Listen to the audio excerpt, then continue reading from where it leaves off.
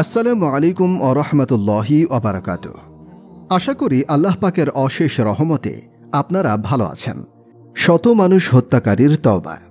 প্রিয় দর্শক শ্রোতা, একবার ভেবেছেন শত মানুষ হত্যা করেও আল্লাহর কাছে তওবা চাইলে আল্লাহ তাআলা তা মাফ করে দিবেন। আসুন একটি চমৎকার ঘটনা শুনি। ইদানিং আপনারা এই চ্যানেলটিতে সাবস্ক্রাইব ও কমেন্ট করছেন না। আমাকে ভিডিও বানাতে এবং আপনাদের নিয়মিত কন্টেন্ট পেতে অবশ্যই সাবস্ক্রাইব ও কমেন্ট করবেন। চলুন দেরি না করে ঘটনায় যাই। হযরত আবু সাঈদ খুদরি রাদিয়াল্লাহু আনহু থেকে বর্ণিত, নবীজি সাল্লাল্লাহু আলাইহি ওয়াসাল্লাম বলেছেন, বনী ইসরায়েলের মাঝে এমন এক ব্যক্তি ছিল যে ৯৯ জন মানুষকে হত্যা করেছিল। তারপর অনুশোচনা করত নাজাতের পথের অনুসন্ধানে বাড়ি থেকে বের হয়ে লোকদের দুনিয়ার সবচেয়ে বড় জ্ঞানী সম্পর্কে জানতে চাইল। তাকে একজন খ্রিস্টান পাদ্রীর কথা বলা হলো। সে তার কাছে এসে বলল, আমি ৯৯ জন মানুষকে হত্যা করেছি, এখন আমার তওবা কবুল হওয়ার আশা আছে কি? পাদ্রী বলল, না। তখন সে রাগান্বিত হয়ে পাদ্রীকেও হত্যা করে ১০০ হত্যা পূরণ করল। পুনরায় সে দুনিয়ার সবচেয়ে বড় জ্ঞানী সম্পর্কে জিজ্ঞাসা করল। এবারও তাকে এক জ্ঞানীর খোঁজ দেওয়া হলো। সে তার কাছে এসে বলল যে সে ১০০ মানুষ খুন করেছে, সুতরাং তার কি তওবার কোনো সুযোগ আছে? সে বলল, হ্যাঁ আছে। তার ও তওবার মধ্যে কে বাধা সৃষ্টি করবে? তুমি অমুক স্থানে চলে যাও, সেখানে কিছু এমন লোক আছে যারা আল্লাহ তাআলার ইবাদত করে, তুমিও তাদের সঙ্গে আল্লাহর ইবাদত করো, আর তোমার নিজ স্থানে ফিরে যাবে না, কেননা এ হলো স্থান গুনাহের স্থান। তারপর সে ব্যক্তি ওই দিকেই যেতে লাগল। পথিমধ্যে তার সামনে মৃত্যুর ফেরেশতা এসে উপস্থিত হল তার প্রাণ ও পাখি বের করার জন্য। রহমত ও আজাবের ফেরেশতারা উপস্থিত হলেন। ফেরেশতাদের মধ্যে বাদানুবাদ সৃষ্টি হল। রহমতের ফেরেশতা বললেন, এই ব্যক্তি তাওবা করতে এসেছিল এবং পূর্ণ আন্তরিকতার সঙ্গে আল্লাহর পথের দিকে এগিয়ে যাচ্ছিল। আর আজাবের ফেরেশতা বললেন, এই লোক তো এখনও কল্যাণকর কোনো কাজ করেনি, এই জন্যই সে শাস্তির উপযুক্ত। এমত অবস্থায় একজন ফেরেশতা মানুষের রূপ ধারণ করে উপস্থিত হলেন। ফেরেশতারা তার কাছে পুরো বিষয় খুলে বললেন এবং তাকে বিচারক মানলেন। তখন সে মানুষরূপী ফেরেশতা রায় দিলেন যে, তোমরা ২ স্থানের দূরত্ব মেপে দেখো, অর্থাৎ এই লোক যে স্থান থেকে এসেছে সেখান থেকে এই স্থানের দূরত্ব কতটুকু এবং সে যে দেশে যাচ্ছিল তার দূরত্ব কতটুকু। এই ২ স্থানের মধ্যে সে যার দিকে বেশি কাছাকাছি হবে সে তারই অন্তর্ভুক্ত হবে। অতএব তারা দূরত্ব মাপলেন এবং যে স্থানে সে যাওয়ার ইচ্ছা করেছিল সেই ভালো স্থানকে বেশি কাছাকাছি পাওয়া গেল। সুতরাং রহমতের ফেরেশতারা পাপী লোকটির আত্মা নিয়ে গেল। আরেক বর্ণনায় এটাও আছে যে সে ভালো গ্রামটার দিকে ১ বিঘত পরিমাণ আগানো, যার ফলে তাকে সেদিকেই বেশি ধরে নেওয়া হয়। অপর বর্ণনায় এসেছে, আল্লাহ তাআলা ওহী করে দেন যে এদিক দিয়ে যেন দূরত্ব বেড়ে যায় আর ওই দিকটা যেন কাছে হয়, এবং বলেন এর মধ্যখানে মাপো, যার ফলে তারা মাত্র ১ বিঘত পরিমাণ এর দিকে অগ্রসর পায়, যার ফলে তাকে ক্ষমা করে দেওয়া হয়। অবশ্যই তারও তওবার মাঝে কে প্রাচীর তৈরি করবে? যারা আজকে তওবা করতে চান তাদের গুনাহ কি এই ব্যক্তির চেয়েও বেশি বলে মনে করেন? তাহলে হতাশা কেন? আমার ভাই, বিষয়টি এর চেয়েও বড়। আপনি মহান আল্লাহর এই বাণীকে একটু গভীরভাবে চিন্তা করুন।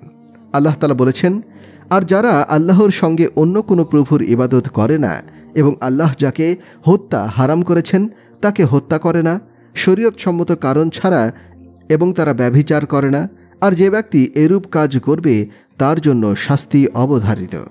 কিয়ামতের দিন তার শাস্তি বাড়তে থাকবে এবং সে তাতে অনন্তকাল থাকবে।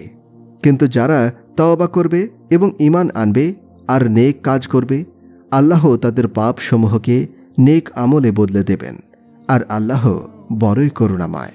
একটু ভালোভাবে চিন্তা করে দেখুন কুরআনের এই আয়াতটির ব্যাপারে। আল্লাহ তাআলা বলেন, তাদের পাপকে আল্লাহ সওয়াবে বদলে দেবেন। এতে আপনার কাছে মহান আল্লাহর অসীম অনুগ্রহের কথাই স্পষ্টভাবে ফুটে উঠবে। ওলামারা বলেন, পরিবর্তন ২ ভাবে হতে পারে। ১, খারাপ গুণকে ভালো গুণে রূপান্তরিত করা, যেমন তাদের শিরকে ঈমানে বদলে দেয়া এবং ব্যভিচারকে পুত ও পবিত্রতায়, মিথ্যাকে সততায় এবং খেয়ানতকে আমানতদারিতায় রূপ দেয়া। 2, তারা যে পাপ করেছে তা কিয়ামতের দিন সওয়াবে পরিণত করা। আপনি একটু ভালো করে পড়ুন, তাদের পাপকে সওয়াবে পরিবর্তন করে দেবেন। তিনি এ কথা বলেননি যে প্রত্যেক গুনাহের স্থান নেকিতে বদলে দেবেন, কেননা হতে পারে কম বা সমান অথবা বেশিতে রূপান্তরিত করে দেবেন। এটা নির্ভর করছে তাওবাকারীর নিষ্ঠা ও পুণ্যতার উপরে। আপনি কি এর চেয়েও উত্তম অনুগ্রহ আরও আছে বলে মনে করেন? আপনি মহান প্রভুর বাণীর উত্তম ব্যাখ্যা দেখুন নিম্নোক্ত হাদিসে। হযরত আব্দুর রহমান বিন জুবাইর হযরত আবু তালিব শাতবুল মামদুদ থেকে বর্ণনা করেন, তিনি নবীজি সাল্লাল্লাহু আলাইহি ওয়াসাল্লামের কাছে আসেন। অন্য বর্ণনায় এসেছে, একজন খুব বৃদ্ধ ব্যক্তি লাঠিতে ভর দিয়ে নবীজি সাল্লাল্লাহু আলাইহি ওয়াসাল্লামের কাছে আসেন, যার চোখের পাতা তার চোখের সঙ্গে লেগে গেছে। তিনি রাসূলের সামনে এসে দাঁড়িয়ে বললেন, যদি কোনো লোক সব ধরনের গুনাহ করে থাকে, এমন কোনো পাপ নাই যা সে করেনি। অপর বর্ণনায় এসেছে যে সে সব পাপই করেছে। তার পাপ যদি দুনিয়াবাসীর উপরে বন্টন করে দেয়া হতো তাহলে তাদেরকে ধ্বংস করে দিত। এ থেকে কি তাওবা করার সুযোগ আছে? তিনি বললেন, আপনি কি ইসলাম গ্রহণ করেছেন? সে বলল, আমি সাক্ষ্য দিচ্ছি আল্লাহ ছাড়া কোনো মাবুদ নেই এবং নিশ্চয়ই আপনি আল্লাহর রাসূল। তিনি বললেন, ভালো কাজ করবেন এবং মন্দ কাজ থেকে দূরে থাকবেন, তাহলে আল্লাহ আপনার জন্য সব পাপকে ভালো কাজে রূপান্তরিত করে দেবেন। সে বলল, আমার নাফরমানি ও কুকীর্তিসমূহ? তিনি বললেন, হ্যাঁ। বর্ণনাকারী বলেন, সে বারবার আল্লাহু আকবার ধ্বনি উচ্চারণ করছিল যতক্ষণ না সে চোখের আড়াল হয়ে যায়।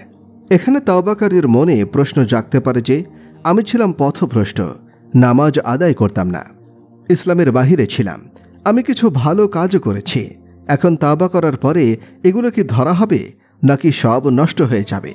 এর উত্তর হল, হযরত উরওয়া ইবনে জুবাইর থেকে বর্ণিত হাদিস হাকিম ইবনে হিজাম জানিয়েছেন যে তিনি নবীজি সাল্লাল্লাহু আলাইহি ওয়াসাল্লামকে বলেছেন, হে আল্লাহর রাসূল, আমি জাহিলিয়াতের যুগে দান খয়রাত, গোলাম মুক্ত করা, আত্মীয় রক্ষা করা ইত্যাদি সওয়াব ও কল্যাণকর কাজ করেছি, আমি কি এতে নেকি পাব? রাসূলুল্লাহ সাল্লাল্লাহু আলাইহি ওয়াসাল্লাম বললেন, তুমি ইসলাম গ্রহণ করেছ, আগের কল্যাণকর কাজের বদলা তুমি খুব ভালোভাবেই পাবে। সুতরাং এসব পাপ ক্ষমায় পরিবর্তন করে দেয়া হবে এবং এসব জাহিলিয়াতের যুগের নেকি তওবার পরে ঠিক রাখা হবে। তাহলে আর কি বা বাকি থাকল? এবার আরেকটি আলোচনা শুনব এবং আলোচনা শেষের দিকে থাকছে বেদনাময় ভ্রমণ কাহিনী ও ফেরাউন ও তার স্ত্রী আসিয়াকে নিয়ে একটি ঘটনা। হযরত সাঈদ ইবনে জুবাইর রাদিয়াল্লাহু আনহু এর দৃঢ়তা। হাজ্জাজ ইবনে ইউসুফের সামনে দাঁড়িয়ে আছেন হযরত সাঈদ ইবনে জুবাইর রাদিয়াল্লাহু আনহু। হাজ্জাজ ইবনে ইউসুফ বলেছেন, আমি তোমাকে আগুনে জ্বালিয়ে দেব। কিন্তু দৃঢ়তার মূর্ত প্রতীক হযরত সাঈদ ইবনে জুবাইর রাদিয়াল্লাহু আনহু বলেছেন, আমি তোমাকে জান্নাত জাহান্নামের মালিক মনে করি না। তারা ছিলেন এমন নির্ভীক, অত্যাচারী বাদশার সামনে সত্য বলতে দ্বিধাবোধ করতেন না। বেদনাময় ভ্রমণ কাহিনী। মাওলানা জাফর আহমেদ থানেশ্বরী রহিমাহুল্লাহ স্বীয় কিতাব তারিখে কালাপানিতে লিখেছেন, আমাদের আলেমদের একটি কাফেলা ছিল। ইংরেজরা এ কাফেলাকে দিল্লি থেকে লাহোর পাঠায়। তারা শুধু তাদের হাত করা পরিয়ে দিয়েছিল, যার ফলে তারা সহজেই লাহোর পৌঁছেছেন।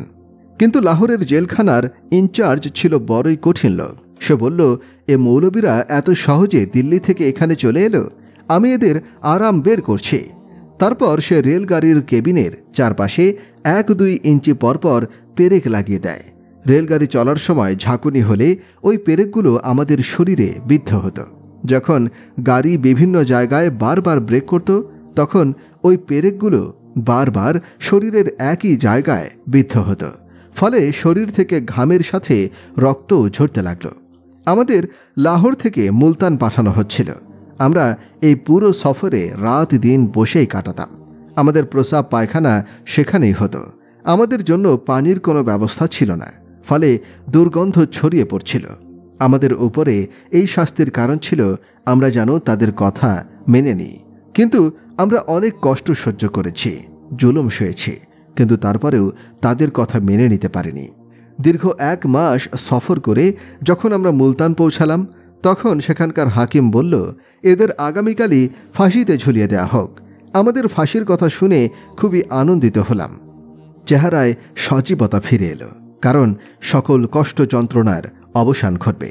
আমাদেরকে যখন ফাঁসির মঞ্চে নিয়ে যাওয়া হলো, তখন আমাদের চেহারায় উজ্জ্বলতা দেখে একজন বলল, তোমাদের আজ এত খুশি মনে হচ্ছে কেন? আমাদের মধ্যে থেকে একজন বলল, আজ আমাদের ফাঁসি দেওয়া হবে, আর ফাঁসি দেওয়া হলে আমরা শাহাদত বরণ করতে পারব, তাই আমরা আজ এত খুশি। সে ভিতরে গিয়ে তাদের ঊর্ধ্বতন কর্তৃপক্ষকে বিষয়টি জানালো। সে বলল, এরা সবাই ফাঁসি দেওয়া হবে শুনে অনেক খুশি। এরপর সে ফিরে এসে বলল, তোমরা ফাঁসির কথা শুনে খুশি হচ্ছ, কিন্তু আমরা তোমাদের ফাঁসি দেব না, বরং আগামীকাল তোমাদের কালা পানি পাঠিয়ে দেব। কালা পানি পৌঁছে হজরত জাফর আহমদ থানেশ্বরী রহিমাহুল্লাহ একটি কবিতা লিখলেন, যে বাড়ি ফিরতে চায় তাকে বন্দি করা হয়েছে, কি বা আর বলার আছে, মুক্তি পেতে পেতে আর মুক্তি হলো না। ধৈর্যের কঠিন মুহূর্তে তিনি বলেন, তারা আমাদেরকে কালা পানি পাঠিয়ে দেওয়ার পর আমরা আরও বেশি পরীক্ষার সম্মুখীন হলাম। সেখানে তারা আমাদের হাতে পায়ে বেরি পরিয়ে আমাদের স্ত্রী সন্তানদেরকে আমাদের সামনে ডেকে এনে তাদের বলল, তোমরা এদের সবাইকে বলে দাও, যদি এরা আমাদের কথা মেনে নেয় তাহলে এদের সবাইকে তোমাদের সাথে পাঠিয়ে দেব। এখন আমাদের স্ত্রী, কন্যা ও পুত্র সবাই কাঁদতে লাগলেন। আমার এক শিশুপুত্র আমার বুকে লেগে বলতে লাগলো, আব্বু, তুমি কথা কেন তাদেরকে বলে দাও না, তুমি আমাদের সাথে আমাদের ঘরে ফিরে যাবে। তিনি বলেন, এই পরীক্ষার চেয়ে আর কোনো বড় পরীক্ষা আমার জন্য ছিল না। আমি আমার স্ত্রীকে ইশারা করে বলে দিলাম যে তুমি আমার এই ছেলেকে বলে দাও যে তোমার বাবার হায়াত থাকলে অবশ্যই সে আমাদের কাছে ফিরে আসবে, অন্যথায় কিয়ামতের দিন হাউজে কাউসারের প্রাঙ্গণে আবার দেখা হবে। আমি সালাম জানাই ওই সকল আলেমদের প্রতি, আমি শ্রদ্ধা জানাই তাদের অবিচলতার প্রতি, যারা অসহনীয় কুরবানির মাধ্যমে দ্বীনের হেফাজত করতে ভূমিকা রেখেছিলেন। তারা কত কষ্ট সহ্য করে দ্বীনকে আমাদের কাছে অক্ষতভাবে পৌঁছে দিয়ে গেছেন। ফেরাউন হজরত আসিয়াকে টলাতে পারল না। ফেরাউন হজরত মুসাতাকে শহীদ করে ঘরে ফিরে হজরত আসিয়াকে বলতে লাগলেন, আজ এ মহিলাকে দৃষ্টান্তমূলক শাস্তি দিয়েছে। হজরত আসিয়া বললেন, তুমি ধ্বংস হও, তুমি একটি নিষ্পাপ সন্তানসহ মাকে হত্যা করেছ। ফেরাউন বলল, সে আমাকে খোদা বলে স্বীকার না করার কারণে আমি তাকে হত্যা করেছি। এ কথা শুনে হজরত আসিয়া বললেন, তোমাকে খোদা বলে আমিও স্বীকার করি না, কারণ তুমি একজন সাধারণ মানুষ। ফেরাউন নিজের স্ত্রীর মুখে কথা শুনে হতভম্ব হয়ে গেল, কারণ সে আসিয়াকে খুবই ভালোবাসত। আসিয়াকে আল্লাহ তাআলা অসাধারণ রূপ লাবণ্য দান করেছিলেন। শত শত সুন্দরী নারীদের মাঝে তাকে বেছে নেওয়া হয়েছিল। ফেরাউন বলল, তুমি এ কি বলছো? আসিয়া বললেন, আমি ঠিকই বলছি। হজরত মুসা আলাইহিসসালাম যার বার্তা নিয়ে এসেছেন তিনিই হলেন আল্লাহ। এতে ফেরাউন ক্রুব্ধ হয়ে বলল, দেখো আসিয়া, তোমার পরিণামও কিন্তু আমি মুসা তার মতো করব। আসিয়া বললেন, তোমার যা ইচ্ছা করতে পারো, আমি তোমার সব কিছু ছাড়তে পারি, কিন্তু আমার আল্লাহকে ছাড়তে পারবো না। ফেরাউন দরবারের সকল লোকদেরকে ডেকে বলল, দেখো মুসা কত বড় ষড়যন্ত্র করেছে, সে আমার স্ত্রীকেও বশ করে নিয়েছে। আজ সে হয়তো ফিরে আসবে না, আমি তাকে হত্যা করব। ফেরাউন হজরত আসিয়াকে গ্রেফতার করে দরবারে হাজির করলেন। কিছুক্ষণ আগেও যে ছিল রানী, যাকে সম্মানের দৃষ্টিতে দেখা হতো, যার নির্দেশে চাকর বাকররা দৌড়ে দৌড়ে কাজ করত, চোখ তুলে কেউ তাকাতো না, সে এখন আসামের কাঠগড়ায় দাঁড়ানো। ফেরাউন বলল, তুমি এ মহলের রানী, এত নাজ নিয়ামত তোমার পায়ের কাছে। আমি তোমাকে ভালোবেসে রানী বানিয়েছি, কিন্তু আজ এই সব কিছু থেকে তোমাকে বঞ্চিত করা হবে। তোমার কল্যাণ চাও তো এখনো সময় আছে, আমাকে খোদা বলে স্বীকার করে নাও। আসিয়া বললেন, আমি ঈমান এনেছি, এ থেকে পিছু হটতে পারবো না। ফেরাউন তাকে শাস্তি দিতে উদ্যত হল। সর্বপ্রথম তাকে অপমান করার সিদ্ধান্ত নিল। সে নির্দেশ দিল সর্বপ্রথম তাকে উলঙ্গ করা হোক। এখন চিন্তা করুন, কোনো পুরুষকে যদি বলা হয় তোমাকে বিবস্ত্র করা হবে, তাহলে তার মনে হবে এর চেয়ে আমার মরণ ভালো, আমি যেন হারিয়ে যাই।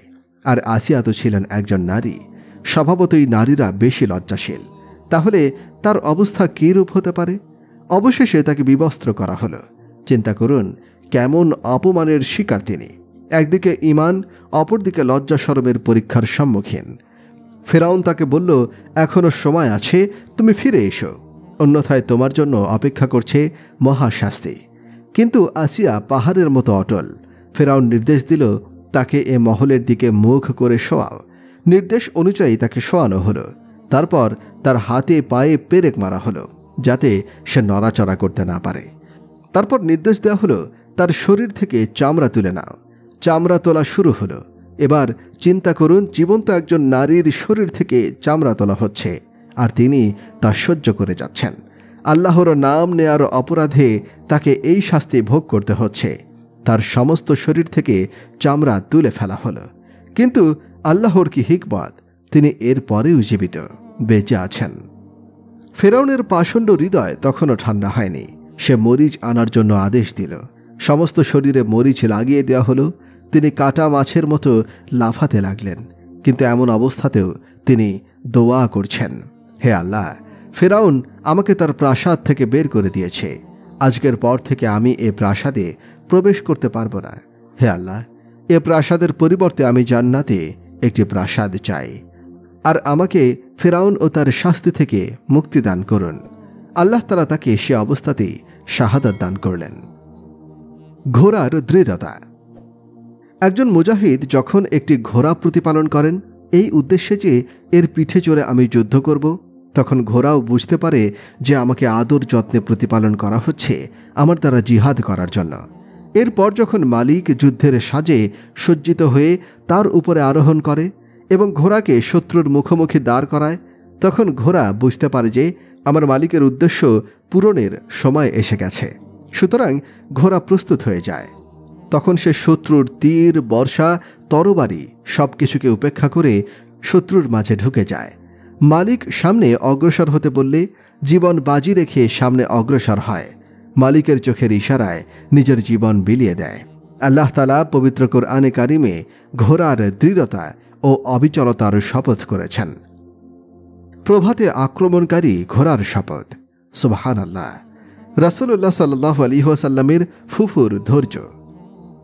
নবীজি সাল্লাল্লাহু আলাইহি ওয়াসাল্লাম যখন আপন চাচা হামজা রাদিয়াল্লাহু আনহু এর লাশ দেখতে পেলেন, তার লাশ বিকৃত করা হয়েছিল, তার কলিজা বের করে ফেলা হয়েছিল, চক্ষু উপড়ে ফেলা হয়েছিল এবং কান কেটে ফেলা হয়েছিল এবং হিন্দা তার কর্তিত অঙ্গ দিয়ে মালা বানিয়ে পরিধান করেছিল। চিন্তা করে দেখুন সেই লাশের অবস্থা কি বিভৎস। তখন রাসূলুল্লাহ সাল্লাল্লাহু আলাইহি ওয়াসাল্লাম খুবই মর্মাহত হলেন। তার চোখ থেকে অশ্রু গড়িয়ে পড়তে শুরু করল। তিনি সাহাবায়ে কিরামকে বললেন, আমার ফুফু যেন আপন ভাইয়ের লাশ দেখতে না পারে। রাসূলের ফুফু অন্যান্য নারীদের সাথে হামজার লাশ দেখতে এলেন। সাহাবায়ে কিরাম রাদিয়াল্লাহু আনহু তাকে জানালেন, রাসূলুল্লাহ সাল্লাল্লাহু আলাইহি ওয়াসাল্লাম আপনাকে তার লাশ দেখতে নিষেধ করেছেন। তিনি নবী করিম সাল্লাল্লাহু আলাইহি ওয়াসাল্লামকে জিজ্ঞাসা করলেন, আপনি কেন আমাকে আমার ভাইয়ের লাশ দেখতে নিষেধ করেছেন? রাসূলুল্লাহ সাল্লাল্লাহু আলাইহি ওয়াসাল্লাম বললেন, তার লাশ দেখে হয়তো আপনি সহ্য করতে পারবেন না, তাই নিষেধ করেছি। তখন তিনি বললেন, আমি তো আমার ভাইয়ের লাশ দেখে কাঁদতে আসিনি, আমি এসেছি আমার ভাইকে শাহাদাত বরণের মোবারকবাদ জানাতে। রাসূলুল্লাহ সাল্লাল্লাহু আলাইহি ওয়াসাল্লাম তার এরূপ সাহসী কথা শুনে লাশ দেখার অনুমতি দিলেন। প্রিয় দর্শক শ্রোতা, ভাই ও বোনেরা, আজকে এ পর্যন্তই। পরবর্তীতে এমন ভিডিও আরও পাওয়ার জন্য চ্যানেলটিকে সাবস্ক্রাইব করে ভিডিওতে একটি লাইক দিয়ে রাখবেন। দেখা হবে আরও একটি ইসলামিক ভিডিওতে। সে পর্যন্ত ভালো থাকুন, সুস্থ থাকুন। আসসালামু আলাইকুম ওয়া রাহমাতুল্লাহ।